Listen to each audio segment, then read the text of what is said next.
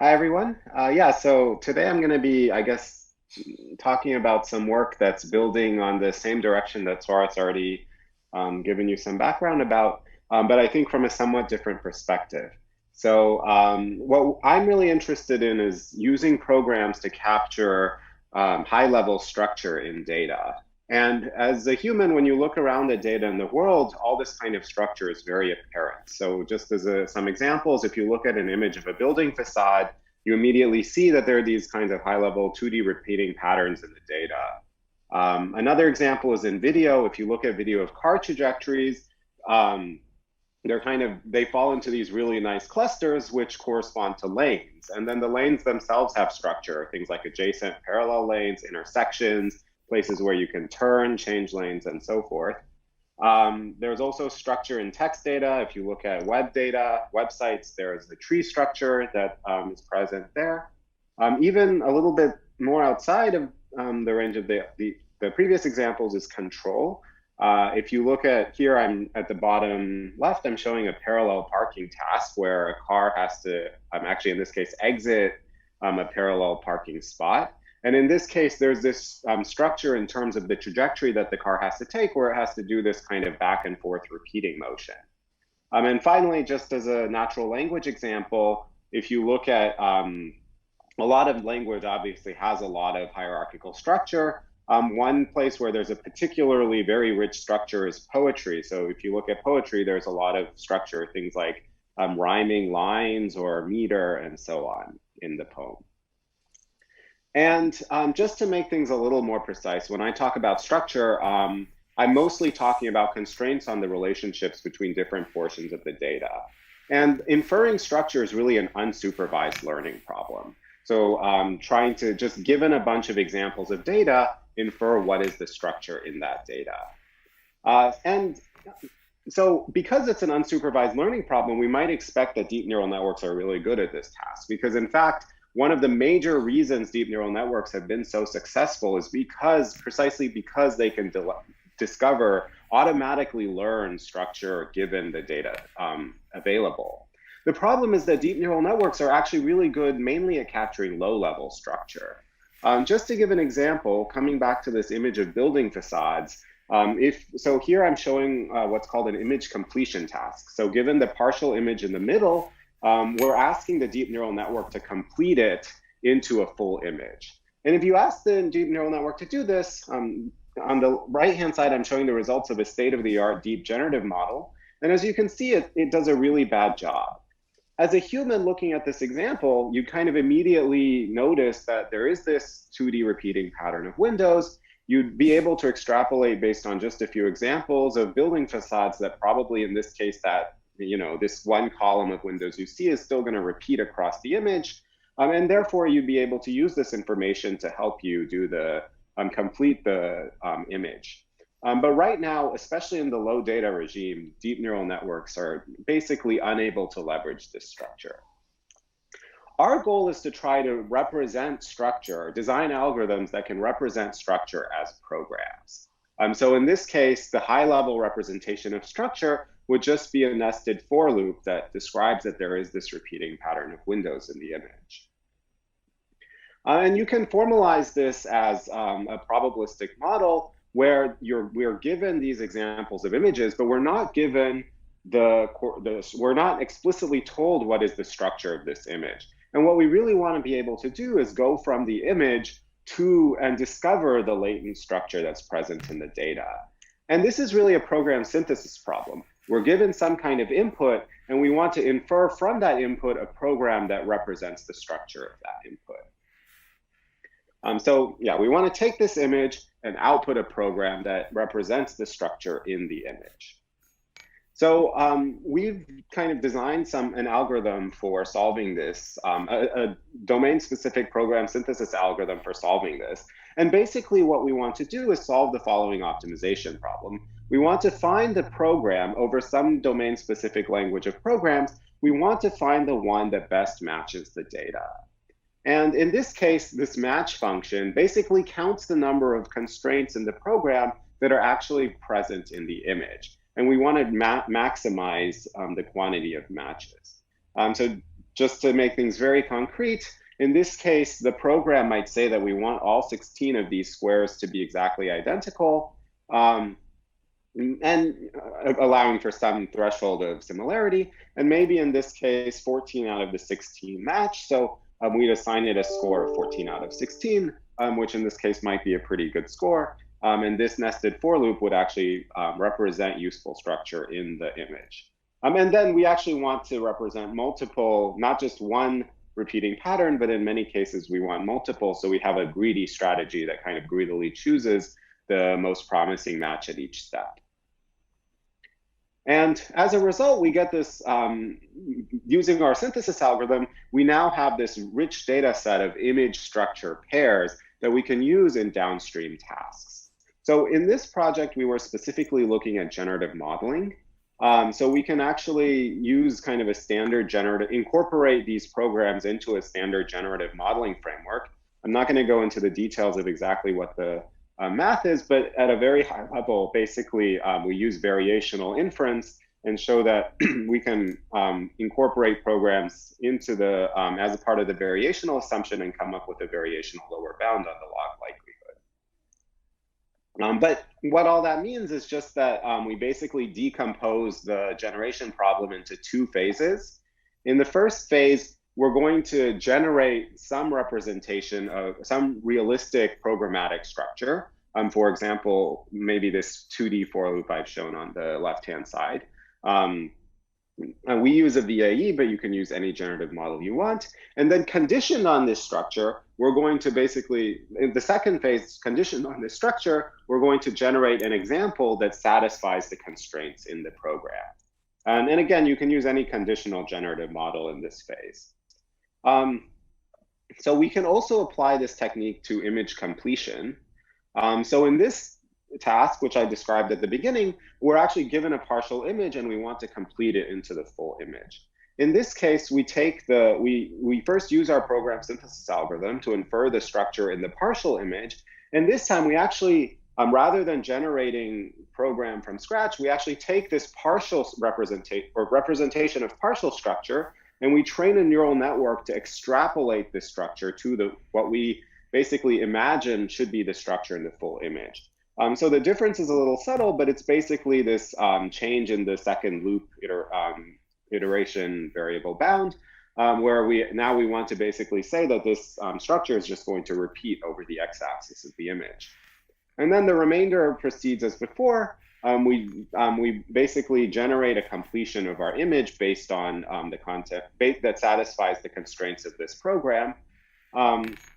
And I do want to emphasize here that our results are still not perfect, but as you can see, it's significantly closer to the original image than the original state-of-the-art deep neural network that I showed earlier in the talk. And one of the really important directions for future work is developing better synthesis algorithms that can better capture the structure that's present in images.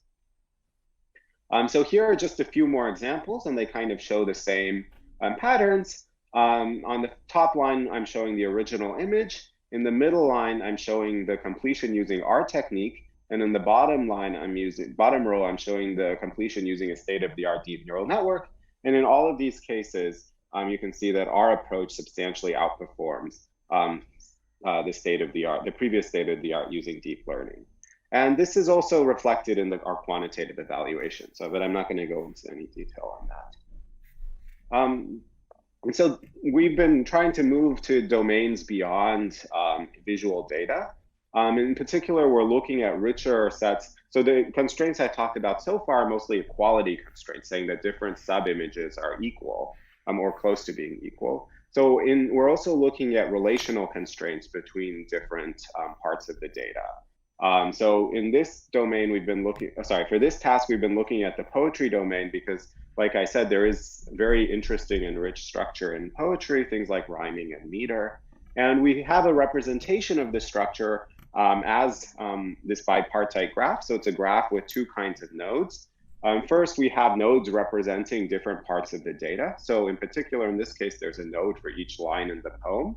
And then there are also what we call prototype nodes. And these are kind of basically the kind of prototypical examples from which we're going to derive the lines in the poem. And finally, each line is labeled with its relationship to its prototype. So basically, whether it rhymes with its prototype and whether it has the same meter as its prototype. And in particular, what this representation ensures is that any pair of nodes that shares the same prototype are going to rhyme. And this is a very compact representation of the structure in the poem. And then we can just do exactly the same approach that I talked about it before. We came up with a program synthesis algorithm to basically synthesize the relational structure present in a poem. And basically, I'm not going to go into details, but basically we want to choose the one that has the most relationships. And we're going to solve for this so this time the greedy strategy doesn't really apply. So we actually used a combinatorial optimization solver called Z3, which is this general purpose tool that's been widely used in program synthesis. And we used it to synthesize basically the best representation of the underlying structure. And then we fed it into this two-phase generative approach as before, where we first generate a representation, some plausible programmatic structure, and then we generate a poem that satisfies those constraints. In this case, we just use a specialized constraint sampling algorithm to do so. And as you can see, we compared our approach to GPT-2. And as you can see, GPT-2, the text is very good. So in this case, it does generate realistic low-level text, but it completely fails to kind of capture the structure in poetry. It's not really able to generate things like rhymes or lines with the same meter and so on. And we know there is this big, powerful new model called GPT-3 that's now available, which generates even better, even more coherent text. But at least based on what we've seen, people kind of using GPT-3 to generate poetry, it suffers from the same issues. It's not really able to capture the high-level structure in the data, even though it really does a good job with the low-level structure. So I think using these kinds of programmatic representations is really complementary to the deep neural network approaches in this case. Another really nice benefit of our approach is that we actually, by having this intermediate representation of the structure in the text that we're trying to generate, we actually have basically a knob that the user can leverage in order to guide the generative model. And basically, just to give a very simple example, on the left-hand side is a poem generated using our algorithm, where there's two rhyming pairs of lines. The last four lines are basically two rhyming pairs. And the user, we just went and modified the structure to say that, okay, we actually want all four of these last lines to rhyme. And then we can just throw this new program at the same second phase generative model, and we generate a new poem that satisfies the constraints. And this, I think of this as kind of enabling a kind of programmability in the generative modeling pipeline. So just to kind of another domain a related domain where we looked at this was the problem of generating referring expressions. In this domain, and in this application, what we want is we want to take an image and a distinguished object in this image. For example, the gray cube labeled G in the image I've shown on the left-hand side. And we want to generate a natural language utterance that uniquely, to a listener, will uniquely identify that object. And this is actually a particularly challenging instance of this problem because the objects G and H are identical. So in this case, you actually have to use the relationships between the objects in order to distinguish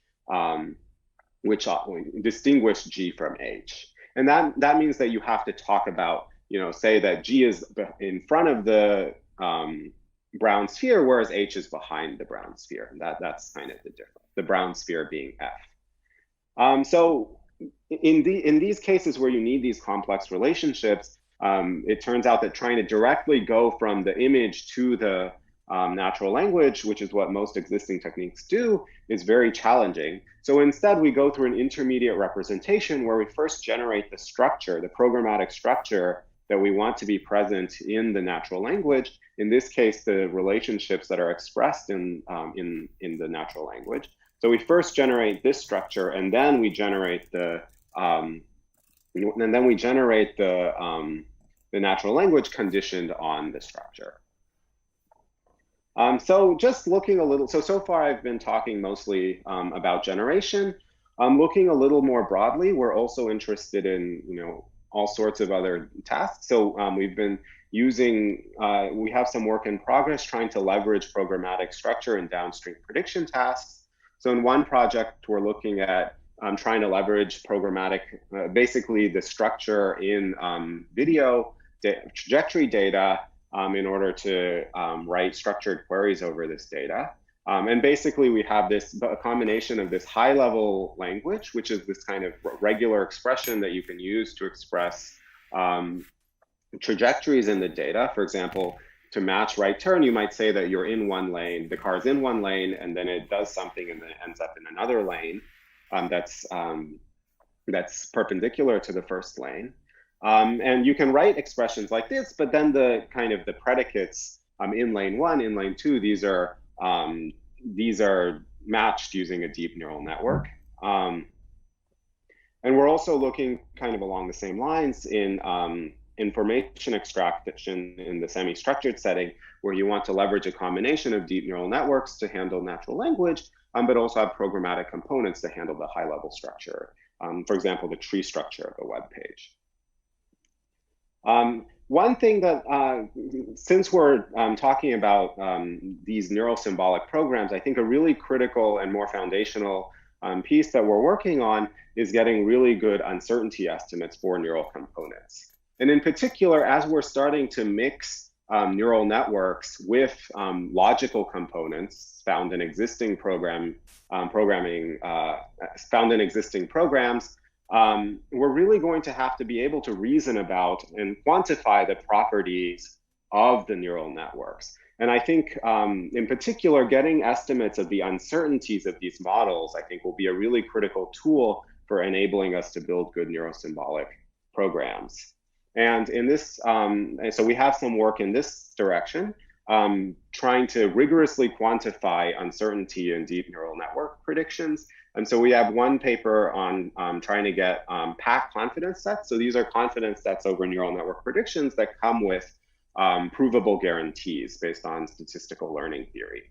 And so here are some examples for ImageNet. And really, I think these will enable us to do some of the stuff that Swara touched on, where you want to compose, if the neural net is confident, then you do take one action, otherwise you fall back on other actions, say like some logical component or some that maybe is you're more confident in its prediction. We also have some work in this direction in the setting of domain adaptation. And yeah, finally, just looking even more broadly, we also have a lot of work on leveraging programmatic structure and reinforcement learning. Again, similar to some of the stuff that Armando and Swara touched on, thinking about things like safety, generalizability, interpretability. One really exciting project we have is trying to show that we can actually use synthesized rules to improve human behavior at a kind of a virtual kitchen game, and programmability and combinatorial constraints. And just to summarize, so I think there's a lot of benefits from incorporating programs into machine learning, and I've touched on just a few of them, things like better generalizability, especially in the setting of few examples, improving interpretability, enabling programmability, and I think there are many more that we're going to discover along the way. So thanks for listening, and I'll be happy to take any questions in the Q&A session at the end.